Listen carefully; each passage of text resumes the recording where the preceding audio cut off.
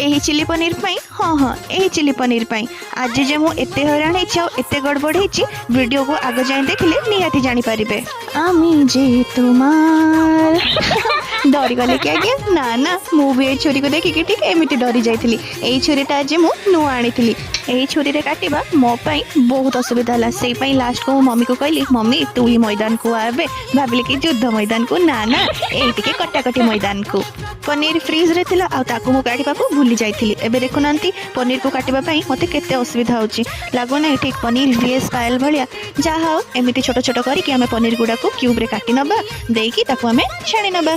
पनीर को एक्चुअली हल्का फ्राई करबा कथा किंतु देखुनांती कौन हैला मो पनीर एटी पूरा पूरी माने जळिबा अवस्था रे थिला किंतु जळिलानी सही भलिया कथा। सब बेले जेहेतु मु चिली चिकन करूची मम्मी चिकन खानी मम्मी कहला मो पई केबे किछि टिके करूनु मो सही लागि ता पई चिली पनीर करूथली आ आज ही एते गड़बड़ हबो मु तो भाबिथिली आज का चिली पनीर सबुठु फ्लॉप हबो। पटे सब मसला पकई देछि किंतु कैमरा ऑन करते ही भूली जाइछि।